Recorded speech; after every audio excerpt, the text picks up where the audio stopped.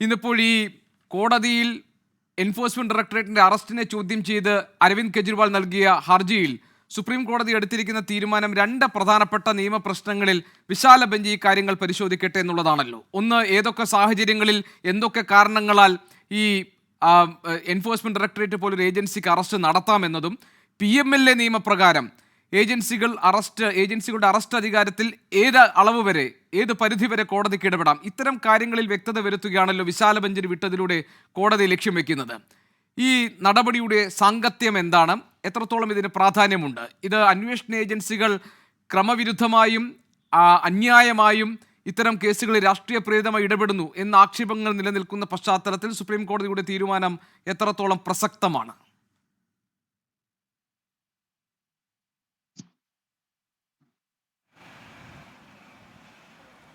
Arrest ചെയ്യാനുള്ള അധികാരമാണ് enforcement ഡയറക്ടറേറ്റിലെ ഓഫീസേഴ്സിന്, director, deputy director, assistant director മുതലായവർക്കൊക്കെ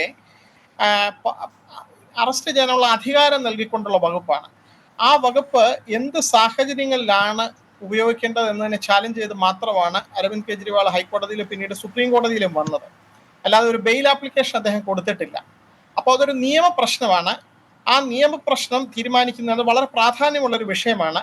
ഏതൊക്കെ സാഹചര്യങ്ങളിലാണ്, അതായത് ഒരു റീസൺ ടു ബിലീവ് എന്ന് പറയുന്നുണ്ട്, എന്തെങ്കിലും ഒരു കാരണം വേണം, തക്കതായ ഒരു കാരണം ഉണ്ടെങ്കിലാണ് ഈ അതോറിറ്റിക്ക് അറസ്റ്റ് ചെയ്യേണ്ടത്. ആ അറസ്റ്റ് ചെയ്യേണ്ടത് എന്ത് കാരണത്തിന്റെ പുറത്താണ്, അതിനകത്ത് അതിൽ ഒരു പേഴ്സണൽ സാറ്റിസ്ഫാക്ഷൻ മതിയോ, അതിൽ എന്തെല്ലാം സാഹചര്യങ്ങൾ ഉണ്ടാകാം, അതൊരു ജുഡീഷ്യൽ ഓർഡർ പോലെ ആകേണ്ട കാര്യമില്ലാത്തപ്പോഴും അതിൽ ജുഡീഷ്യൽ റിവ്യൂ ആണുള്ളത്. മറ്റത് സെക്ഷൻ 45 എന്ന് പറയുന്നത് കോടതി ജാമ്യം കൊടുക്കുന്നത് ഒരു ജുഡീഷ്യൽ അധികാരമാണ്. ഇത് സെക്ഷൻ 19 ഒരു അഡ്ജുഡിക്കേഷൻ അത് നടത്തുന്നത് ഈ എൻഫോഴ്സ്മെന്റ് ഡയറക്ടറേറ്റിലെ ഓഫീസേഴ്സാണ്. അപ്പം അതിൻ്റെ പരിധി നിയമപരമായിട്ട് എന്തെല്ലാം സാഹചര്യങ്ങളാണ് പറ്റുന്നത്, തോന്നിയതുപോലെ പറ്റുമോ, അല്ലെങ്കിൽ എന്താണ് ഈ തക്കതായ കാരണങ്ങൾ എന്ന് തീരുമാനിക്കാനാണ് സുപ്രീം കോടതി ലാർജർ ബെഞ്ചിന് അയച്ചത്. പക്ഷേ അതിൽ താമസം വരാൻ വൈകുമെന്നുള്ളത് കൊണ്ടും ഇപ്പോൾ തന്നെ കേജ്രിവാൾ 90 ദിവസമായിട്ട് ജയിലിലാണെന്ന് ഉള്ളത് കൊണ്ടും സുപ്രീം കോടതി ഇടക്കാല ജാമ്യം കൊടുക്കുകയായിരുന്നു. അപ്പോൾ അതിൽ വളരെ പ്രധാനപ്പെട്ട ഒരു കാര്യം, കോടതി പ്രഥമ ദൃഷ്ട്യാ എങ്കിലും ഇതിൽ വാദങ്ങൾക്ക് ഒരു ബലം കണ്ടെത്തിയത് കൊണ്ടാണ് അങ്ങനെ ഒരു ഇടക്കാല ജാമ്യം കൊടുത്തതെന്ന് വേണം മനസ്സിലാക്കാൻ. കാരണം ബെയിലിന് വേണ്ടി അല്ല അപേക്ഷ കൊടുത്തത്. ജാമ്യം ചോദിക്കാതെ തന്നെ നേരത്തെയും കോടതി ഇതുപോലെ ഇലക്ഷന്റെ സമയത്ത് 1 മാസം ഇടക്കാല ജാമ്യം കൊടുത്തിരുന്നു. വീണ്ടും ഇപ്പോൾ കൊടുത്തിരിക്കുകയാണ്. കാരണം ഇതിൽ പ്രഥമ ദൃഷ്ട്യാ ഈ നിയമപ്രശ്നം ഇതിനകത്ത് ഒരു എല്ലാ സാഹചര്യങ്ങളിലും എങ്ങനെയൊക്കെയാണ് അറസ്റ്റ് നടത്തേണ്ടതെന്നുള്ളത് സുപ്രീം കോടതി തീർച്ചയായിട്ടും ലാർജർ ബെഞ്ച് ലേ ഡൗൺ ചെയ്യും.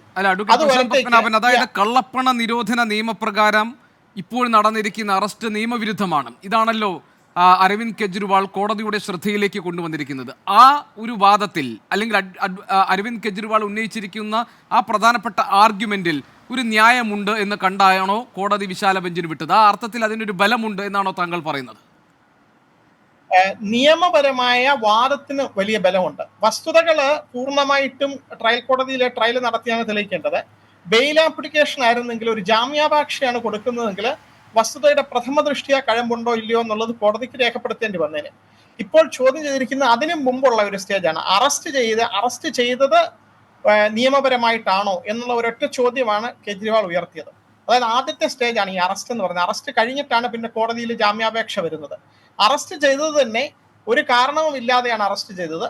അറസ്റ്റ് ചെയ്യുന്നതിന് എന്തെങ്കിലും ഒരു കാരണം വേണം. സെക്ഷൻ 19 ഓഫീസറിന് ഒരു റീസൺ ടു ബിലീവ് എന്ന് പറയുന്നുണ്ട്. അത് എന്താണ് ആ റീസൺ? ആ റീസൺ ഒരാൾക്ക് പറയുകയാണ്, വെറുതെ എനിക്ക് തോന്നി കേജ്രിവാൾ കുറ്റം ചെയ്തിരിക്കുക, അങ്ങനെ പറഞ്ഞാൽ മതിയോ, അതോ അതിനകത്ത് തക്കതായിട്ടുള്ള എന്തെങ്കിലും കാരണം വേണോ എന്നുള്ള ഒരു നിയമപ്രശ്നമാണ് ഉയർത്തിയത്. കേജ്രിവാളിന്റെ വാദം ഒരു റീസണും ഇല്ലായിരുന്നു, വെറുതെ അറസ്റ്റ് ചെയ്തതാണ്, അതില് ഒരു കാരണവും ഇല്ലാതെയാണ് അറസ്റ്റ് ചെയ്തതെന്ന് ആദ്യത്തെ സ്റ്റേജിൽ തന്നെയാണ് അത് ചാലഞ്ച് ചെയ്തത്.